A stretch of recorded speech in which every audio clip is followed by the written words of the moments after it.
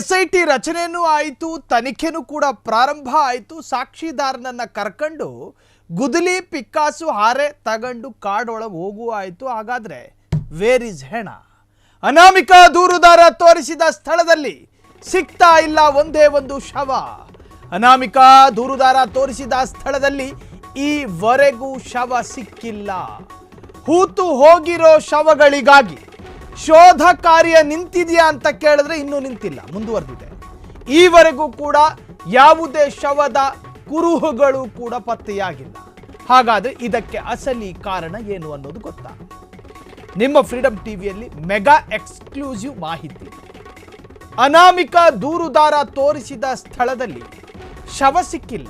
ಒಂದು ಕಡೆ ಮಳೆ ಸುರಿತಾ ಇದೆ. ಎಸ್ಐಟಿ ಅಧಿಕಾರಿಗಳ ತಲೆ ಮೇಲೆ ಮಳೆಯ ನೀರು ಹನಿ ಬೀಳಬಾರದು ಅಂತ ಕೊಡೆ ಹಿಡ್ಕೊಂಡು ಅಗಸ್ತಾ ಇದ್ದಾರೆ. ಆದರೂ ಕುರುಹುಗಳು ಪತ್ತೆಯಾಗಿಲ್ಲ. ಕಾರಣ ಏನು? ಫ್ರೀಡಮ್ ಟಿವಿಯಲ್ಲಿ ಎಕ್ಸ್ಕ್ಲೂಸಿವ್ ಮಾಹಿತಿ. ಏನ್ ಕಾರಣ? ಮುಸುಕುದಾರಿ ಅಲ್ಲೇ ಇದ್ದಾನೆ. ಎಸ್ಐಟಿ ಅಧಿಕಾರಿಗಳು ಅಲ್ಲೇ ಇದ್ದಾರೆ. ಹಾರೆಗುದಲಿಯಲ್ಲಿ ಆರಂಭದಲ್ಲಿ ತೋಡಿದ್ರು. ಅದಾದ ನಂತರ ಮುಸುಕುದಾರಿ ಇದು ಬೇಡ, JCB ತರಿಸಿ ಅಂತ ಹೇಳಿದ್ರು. ಅವರ ಮನವಿಯನ್ನ ಸ್ವೀಕರಿಸಿಕೊಂಡು JCB ತರಿಸಿದಾರ? ಹೌದು, ತರಿಸಿದ್ದಾರೆ. ಅಗಿತಾ ಇದ್ದಾರ? ಎಸ್, ಅಗಿತಿದ್ದಾರೆ. ಸಿಕ್ತಾ? ಇಲ್ಲ. ಹಾಗಾದ್ರೆ ಇದಕ್ಕೆ ಅಸಲಿ ಕಾರಣ ಏನು? ಮಳೆ ಬರ್ತಾ ಇರೋದ್ರಿಂದಾಗಿ ಇದು ಸಿಗ್ತಾ ಇಲ್ವಾ? ಆ ಕ್ವಶನ್ ಅನ್ನು ಕೂಡ ಸ್ವೀಕರಿಸಿಕೊಳ್ಳೋದಕ್ಕೆ ಸಾಧ್ಯ ಇಲ್ಲ. ಹಾಗಾದ್ರೆ ಏನಿದೆ ರೀಸನ್? ದೆರ್ ಈಸ್ ರೀಸನ್ ಅಲ್ಲ, ಅಲ್ಲೊಂದು ಕಾರಣಗಳಿದ್ದಿರಬೇಕು. ಹಾಗಾದ್ರೆ ಆ ಕಾರಣಗಳೇನು?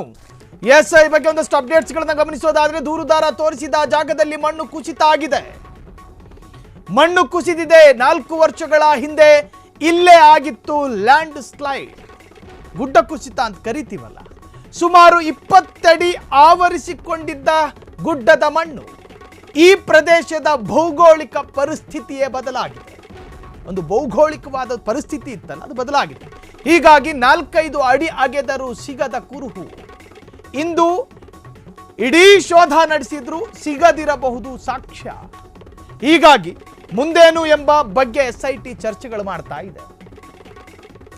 ಅಗತ್ಯ ಬಿದ್ದರೆ ಇಸ್ರೋ ನೆರವು ಪಡೆಯುವ ಬಗ್ಗೆ ಚರ್ಚೆಗಳು ಸಾಧ್ಯತೆ. ಮ್ಯಾಗ್ನೆಟಿಕ್ ರಿಸೋನೆನ್ಸ್ ಟೆಕ್ನಾಲಜಿ ಬಳಸುವ ಬಗ್ಗೆ ಚಿಂತನೆ. ದೂರುದಾರ ತೋರಿಸಿದ ಜಾಗದಲ್ಲಿ ಮಣ್ಣು ಕುಸಿತ ಉಂಟಾಗಿದೆ. ನೋಡ್ರಿ, ನಾವು ಗದ್ದೆಯಲ್ಲಿ ಶುಂಠಿ ಹಾಕ್ತೀವಿ ಅನ್ಕೊಳ್ಳಿ. ಒಂದೊಂದು ಎಕ್ಸಾಂಪಲ್ ಕೊಡ್ತೀನಿ, ಸ್ಥಳೀಯವಾದ ಉದಾಹರಣೆನೇ ಕೊಡ್ತೀನಿ, ನಾನೇನು ಕಷ್ಟಕರ ಉದಾಹರಣೆ ಕೊಡೋದಿಲ್ಲ.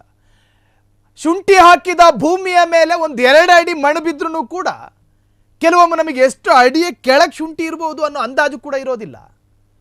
ಸೊ 15-20 ವರ್ಷದ ಹಿಂದೆ ನಡೆದಿರಬಹುದಾದ ಕೃತ್ಯಗಳು, ಮ್ಯಾಸಿವ್ ಪ್ರಕರಣ, ಅತೀ ದೊಡ್ಡ ಪ್ರಕರಣ ಇದು ರಾಜ್ಯದಲ್ಲಿ.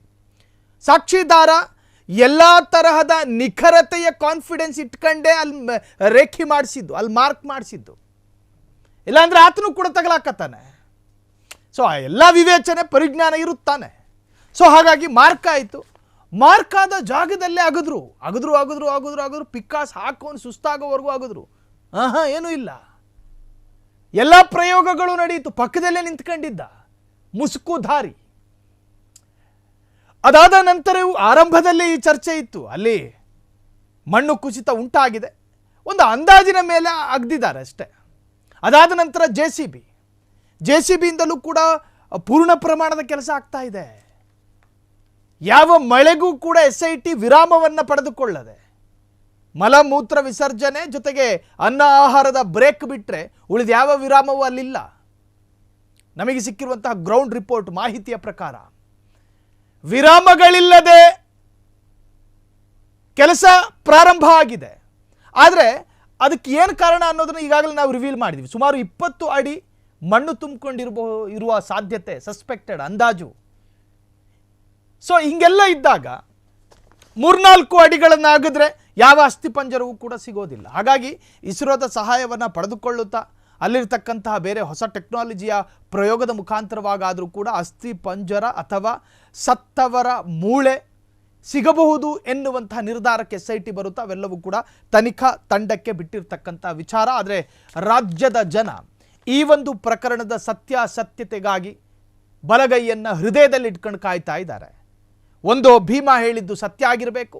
ಈ ಬಗ್ಗೆ ಒಂದಷ್ಟು ಅಪ್ಡೇಟ್ಸ್. ಧರ್ಮಸ್ಥಳದಲ್ಲಿ ಸಿಕ್ಕಿಲ್ಲ ಶವ, JCB ಮೊರೆ ಹೋದ SIT. ಮಾರ್ಕ್ ಮಾಡಿದ ಜಾಗಕ್ಕೆ JCB ತರಿಸಿದ SIT. ಮಾರ್ಕ್ ಮಾಡಿದ ಜಾಗದಲ್ಲಿ ಈವರೆಗೂ ಯಾವುದೇ ಶವ ಸಿಕ್ಕಿಲ್ಲ. 4 ವರ್ಷದ ಹಿಂದೆ ಭೂಕುಸಿತ ಆಗಿದೆ. ಹೀಗಾಗಿ ಇಲ್ಲಿನ ಭೌಗೋಳಿಕ ಸ್ಥಿತಿ ಬದಲಾಗಿದೆ. ಹೀಗಾಗಿ 10 ರಿಂದ 15 ಅಡಿ ಆಳದವರೆಗೂ ಅಗೆಯಬೇಕಾದ ಸ್ಥಿತಿ ಉದ್ಭವ ಆಗುತ್ತೆ. ಉತ್ಖನಕ್ಕಾಗಿ JCB ಬಳಕೆ ಮಾಡ್ತಾ ಇರುವಂತಹ ಸ್ಪೆಷಲ್ ಇನ್ವೆಸ್ಟಿಗೇಷನ್ ಟೀಮ್, IPS ಅಧಿಕಾರಿ ಅನುಚೇತ್ ನೇತೃತ್ವದಲ್ಲಿ ಆಪರೇಷನ್ ನಡೀತಾ ಇದೆ. ಸೊ ಆಪರೇಷನ್ ನಿಂತಿಲ್ಲ, ಆಪರೇಷನ್ ನಡೀತಾ ಇದೆ. ಆದರೆ ರಾಜ್ಯದ 7.5 ಕೋಟಿ ಜನರ ಕುತೂಹಲ ಏನು ಅಂತ ಹೇಳಿದ್ರೆ, ಈ ಪ್ರಕರಣದಲ್ಲಿ ಒಂದು ಸತ್ಯ ಇರುತ್ತೆ, ಒಂದು ಸುಳ್ಳಿರುತ್ತೆ. ಒಂದು ಘಟನೆ ನಡೆದಾಗ 2 ತರಹದ ಕಥೆಗಳು ಉದ್ಭವ ಆಗಿರುತ್ತೆ ಎರಡೂ ಕಡೆಗಳಲ್ಲಿ. ಈಗ ಯಾರ ಪರ ಯಾರ ವಿರುದ್ಧ ಅನ್ನೋ ಚರ್ಚೆ ಅಲ್ಲ, ಅದರಿಂದ ಹೊರಹೊಮ್ಮಬಹುದಾದಂಥ ಇನ್ನೋಡಿ ಅಸ್ಥಿಪಂಜರ ಸಿಕ್ಕಿ ಅದು ಎಕ್ಸ್ಪರ್ಟ್ಗಳು ಪರಿಶೀಲನೆಗೆ ಒಳಪಡಿಸಿ DNA ಟೆಸ್ಟ್ ಆದ ನಂತರ ಈ ಸತ್ತ ಮೃತದೇಹ ಆತ್ಮಹತ್ಯೆ ಮಾಡ್ಕೊಂಡಿದ್ದ ಅಥವಾ ಯಾರಾದರೂ ಬಲವಾಗಿ ಈತನ ತಲೆಗೆ ಹೊಡೆದವರ, ಈತನ ಕಾಲು ಮುರಿದವರ, ಈತನನ್ನು ಕುತ್ತಿಗೆ ಹಿಸುಕಿ ಕೊಲ್ಲಲಾಗಿದೆಯಾ, ಇವೆಲ್ಲವೂ ಕೂಡ ಎಕ್ಸ್ಪರ್ಟ್ಗಳ ಅಧ್ಯಯನಕ್ಕೆ ಬಿಟ್ಟಿರ್ತಕ್ಕಂಥ ವಿಚಾರ. ಅದರ ಫಲಿತಾಂಶ ಇನ್ನೆಷ್ಟು ದಿನ ಬರುತ್ತೆ ನೋಡಿ. SIT ತಂಡಕ್ಕೆ ಚಾರ್ಜ್ ಶೀಟ್ ಸಲ್ಲಿಕೆ ಮಾಡೋದಕ್ಕೆ ಸಾಮಾನ್ಯವಾಗಿ 90 ದಿನ ಸಮಯ ಇರುತ್ತೆ.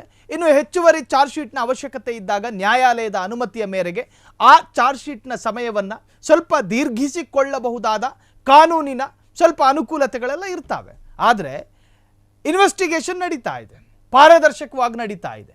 ಇಲ್ಲಿ ಕೂತ್ಕೊಂಡು ನೇತ್ರಾವತಿ ಸ್ನಾನಘಟ್ಟದ ಪಕ್ಕದಲ್ಲಿರುವ ಯಾವ ಬೇಲಿಯ ಒಳಗೆ ಯಾವ ಹಾವಿದೆ ಅನ್ನೋದನ್ನ ಇಲ್ಲೇ ನೋಡ್ತಾ ಇದ್ದೀವಿ ನಾವು. ಅಷ್ಟು ಪಾರದರ್ಶಕವಾಗಿ ಇನ್ವೆಸ್ಟಿಗೇಷನ್ ನಡೀತಾ ಇದೆ. ಒಟ್ಟಾರೆ ಸತ್ಯಾಸತ್ಯತೆ ಹೊರಬರಬೇಕು ಅನ್ನೋದೇ ಕನ್ನಡಿಗರ ಆಶಯ.